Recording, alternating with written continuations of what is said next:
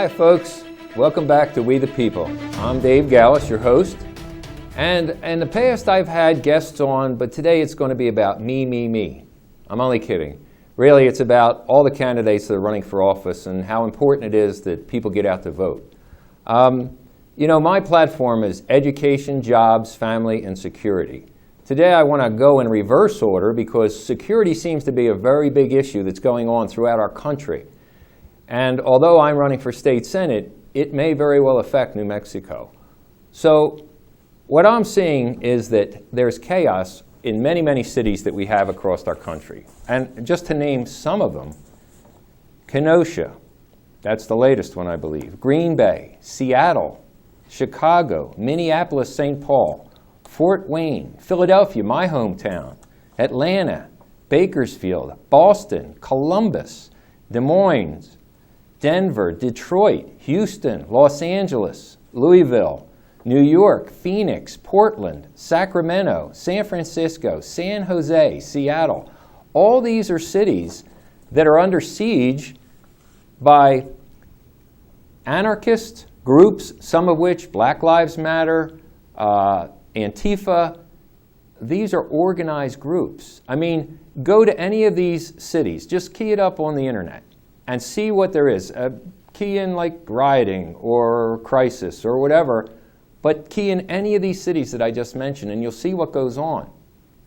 And, you know, if you agree with me that peaceful protest is legal and proper, but destroying property, killing, destroying businesses, shooting police, ambushing police, this is not peaceful protest, folks.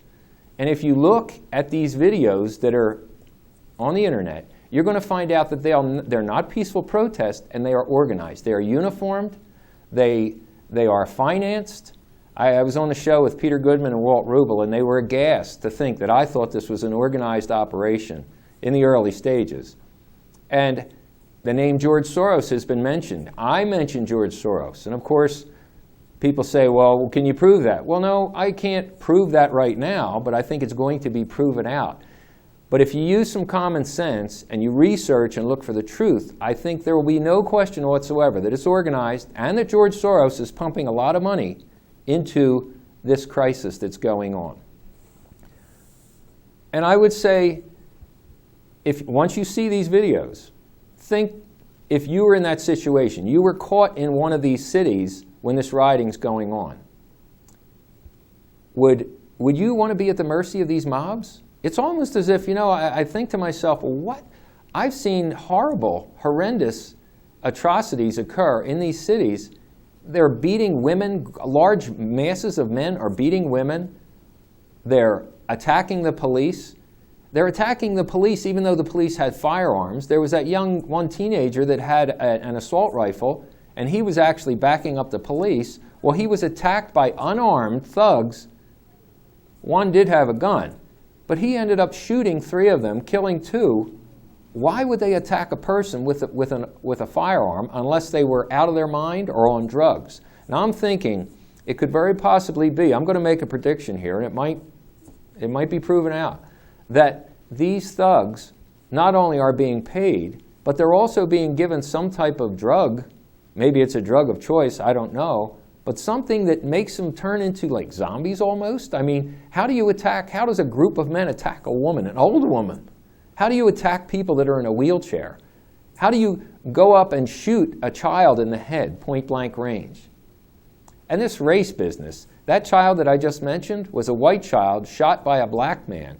Now, do I think it's racist? No, I think the man's out of his mind. But, you know, this race card that's being played. So I'm thinking, okay, well, what's all the connection here? Well, who is it that's behind this?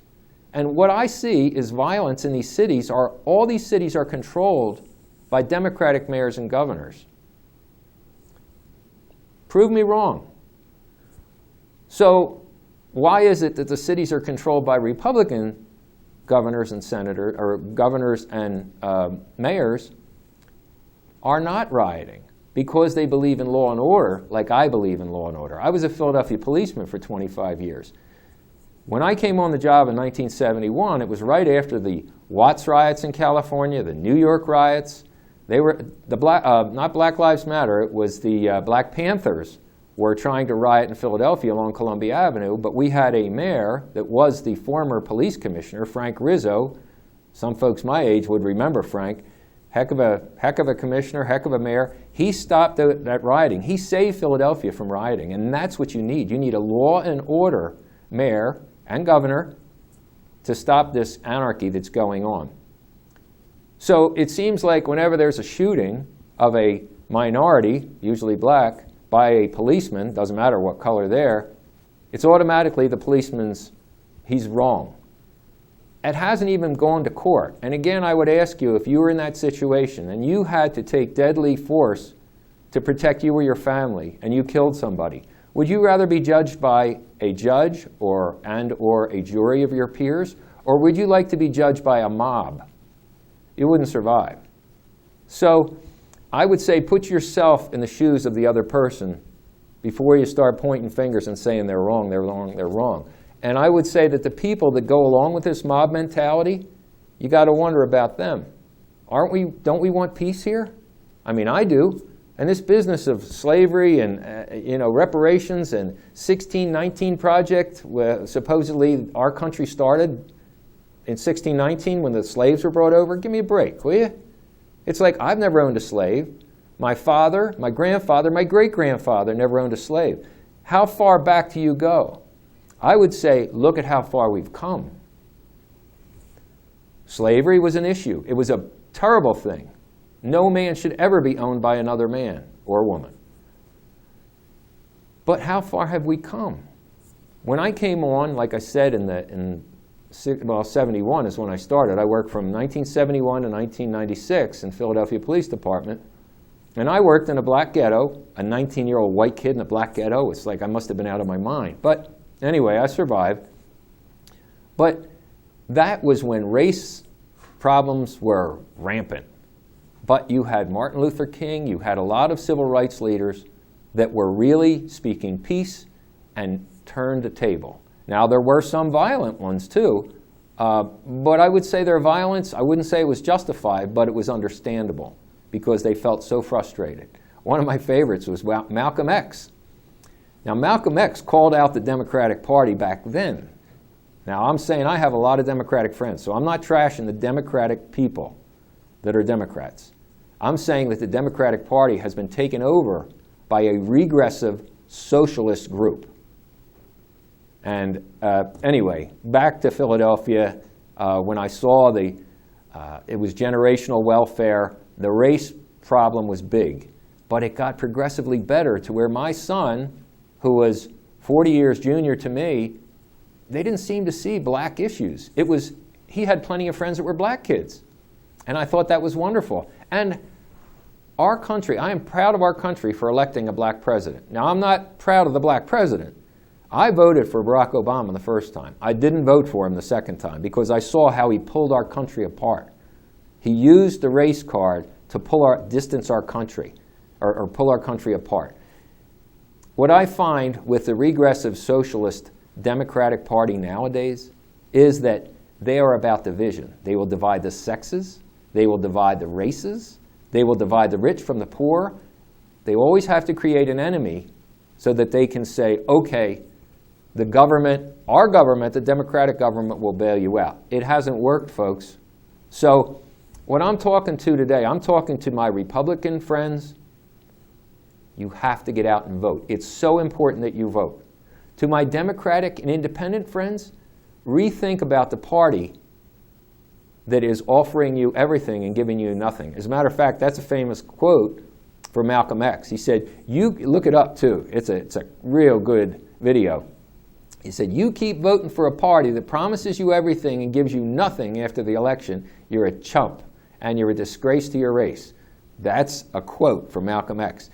And when he spoke the truth, he was killed for it. Just like Martin Luther King, he spoke peace, they killed him for it. My Republican Party, it's about peace, it's about working together, it's about getting along, it's about finding solutions. And it's not about welfare, it's about jobs. It's about give a man a job and he's fed for life. You give him welfare, that's the carrot that you hold in front of him. The government will keep you at a certain level in welfare, but if you have a job, there's no limit to how much you can make. You're only limited to how much ambition and your willingness to work. So, anyway, you know, when I talk about the rioting that is going on around our country, like I said, the cities and towns are controlled by Democrats. Now, New Mexico has the majority in the legislature, all Democrats. Democratic governor, Democratic House, Democratic Senate. Doñana County, I think they're all, except for Isabella Solis, the county commissioner, all Democrats. City council, all Democrats. If you think the violence can't come to Las Cruces, Doñana County, in the state of New Mexico, think again, folks. So, this all changes if you elect the right people. So, I would say, whatever your moral compass is, go and find the guy that I'm running against, Bill Soules. Seems like a nice enough guy, but he's been the top legislator in the state for education. And New Mexico is the worst state in the union, pre-K through 12th grade. I don't count higher education. To me, that's job training. You need to be educated in pre-K or kindergarten or first grade through 12th grade. That's where you get educated. And it's not, the teacher should not be teaching you what to think. They should teach you how to think. Then you're unlimited as to what you can do. You can pick up anything as long as you learn how to learn. But to me, the Democratic Party and the School Teachers Union controls the education certainly in our state. Bill Soules is heavily financed by the School Teachers Union for his re-election campaign. I won't be. They can't buy me because I don't need their money. I meet the people. I want to talk to the people. The money goes for advertising. Advertising is very important. But if I can meet the people personally, explain who I am, as a legislator, I have to represent you. That's my job. I think I have a real good idea of what the people in New Mexico want. They want to have choices. They want to have choices in their education. They want to have choices in their medicines. They want to have choices in everything they do. So, if you want to have choices, you better elect Republicans. And I know just about all the Republicans, personally, that are running in Doñana County. So, if you need any advice on any of the people that are running, give me a call. My number's on the screen, 856-952-7343. Okay, we're going to take a short break, folks. When we come back, we'll bring up some more issues. See you in a minute.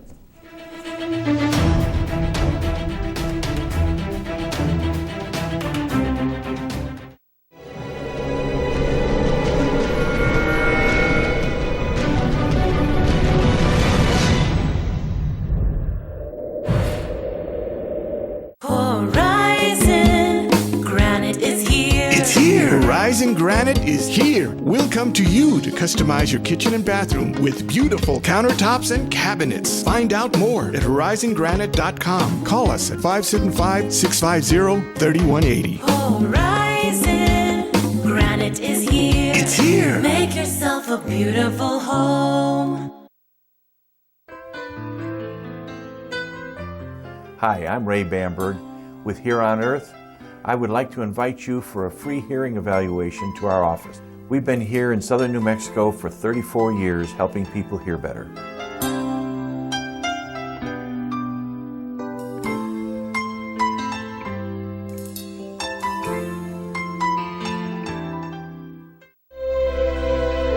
They've stormed beaches and freed countries. They've raised our flag and our hope. They've been called leathernecks. They've been called devil dogs. But above all, they're called Marines.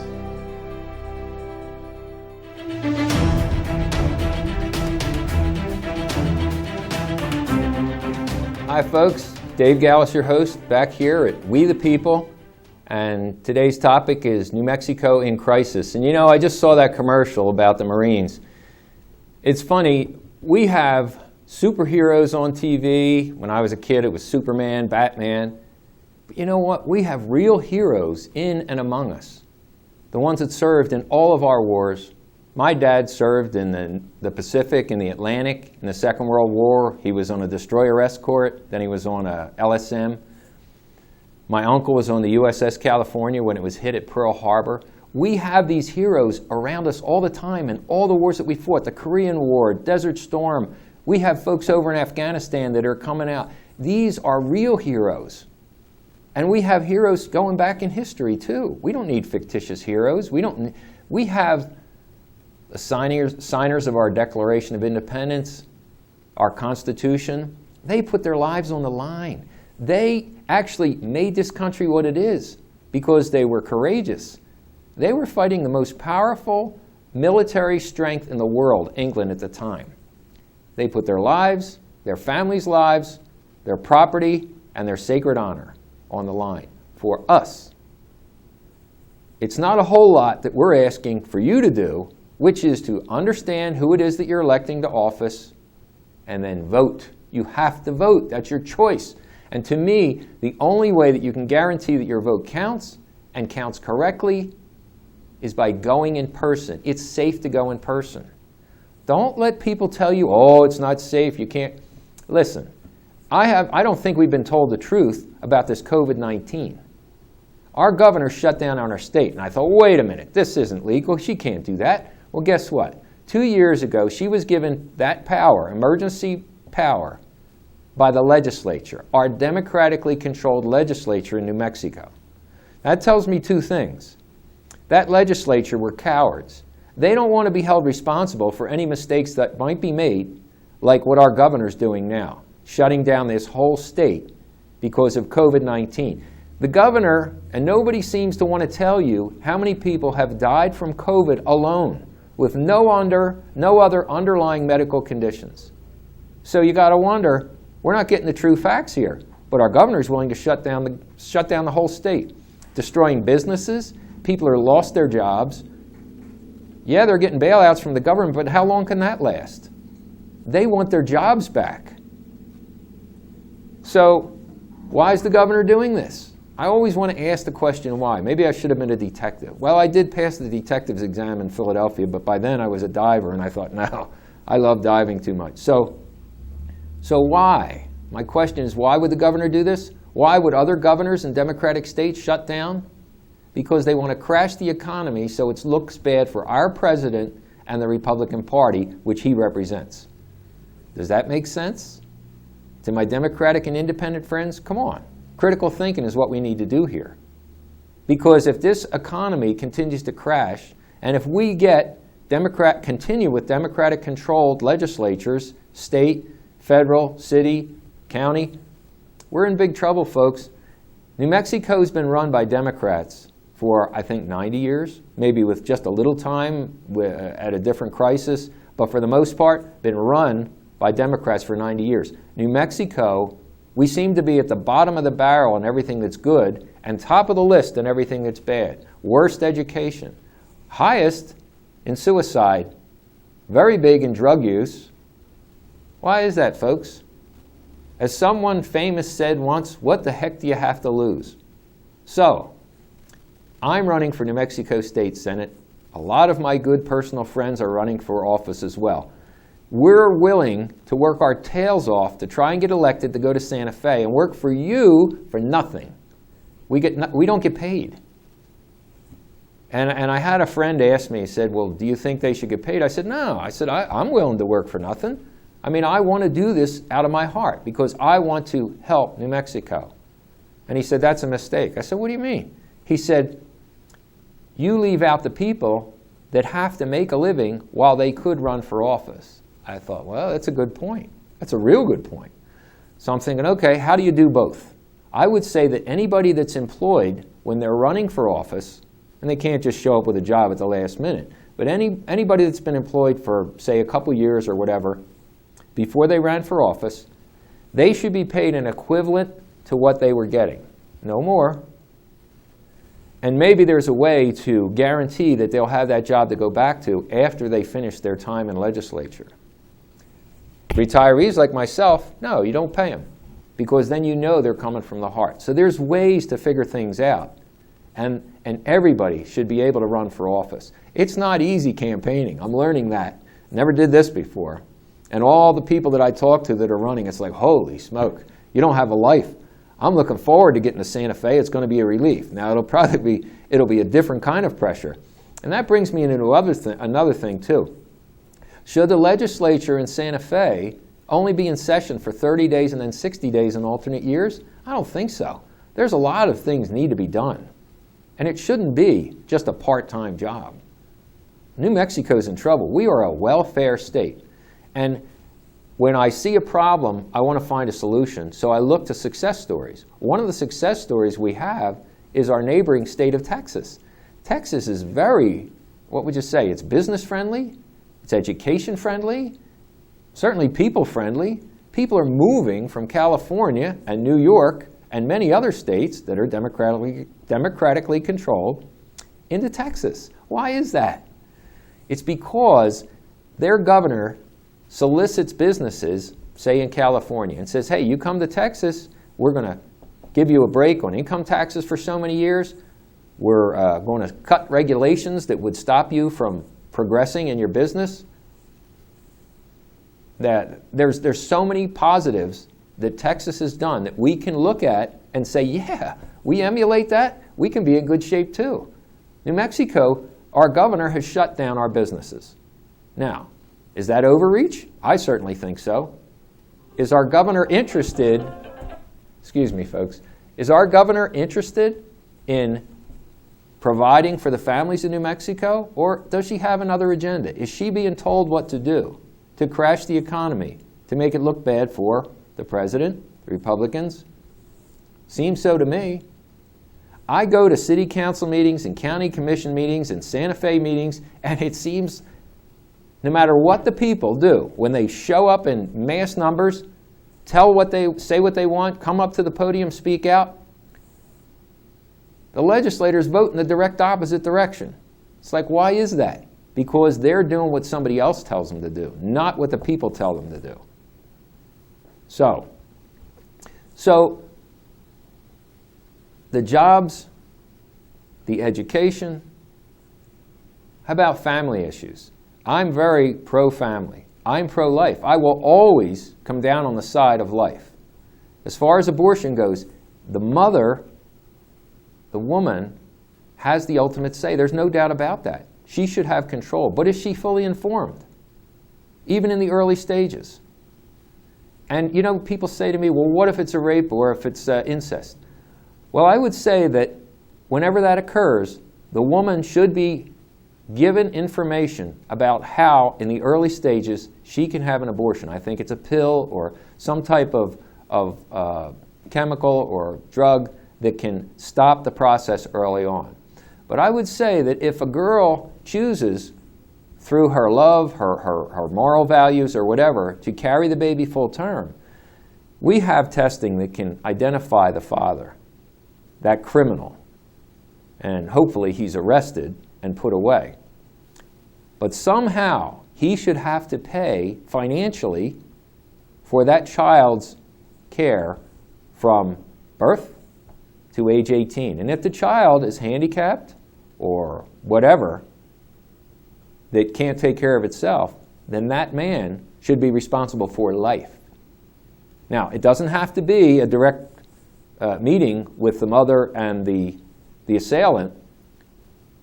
It could go through the court systems, just like child support. I've paid child support through the court systems when I was going through a divorce.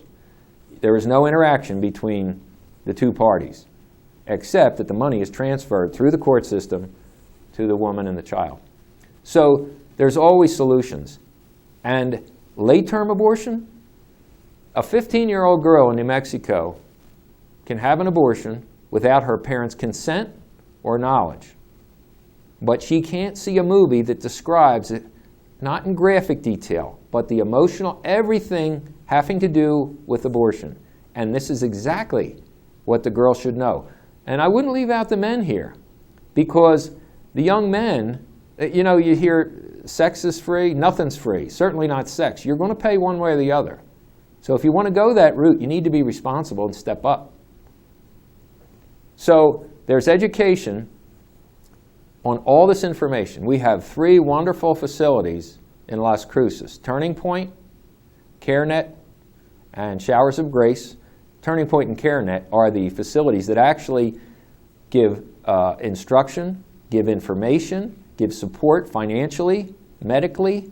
There are adoption services that want to help people get these children adopted. If these young women knew what all the options were, and all the downsides too. I mean, a young girl doesn't know that she can have a botched abortion and hemorrhage to death. She doesn't know the pain that's inflicted when there's an early abortion by the poisons that she has to take to dislodge the fetus. She certainly probably doesn't know about the dismembering of the child inside of her during a late-term abortion. And we even have abortionists that, well, we had one of our local doctors who was an OBGYN who is now a pro-lifer, where he just couldn't do it anymore. But he tells you exactly the procedure of the dismantling of the child inside the mother. And tell me there's no pain. Yeah, you just can't hear it. Okay, folks, so we touched on an awful lot. I don't know what it's going to be next week, but I'm going to be rolling out all the information that I can give you about me running for New Mexico State Senate. We are going to have a march on the 26th. It's on your screen now. It's to pray for our country. 9 a.m., we meet at the Rio Grande River and Picacho. September 26th, that's a Saturday. It's going to run concurrent with Franklin Graham's March in Washington, D.C. It's all about praying for our country. Pastors, churchgoers, everybody is welcome. Please, we need this. So I'll see you next week. We the People with Dave Gallus. Don't forget to vote, get registered, understand who you're voting for or not voting for. Okay, see you next week, folks.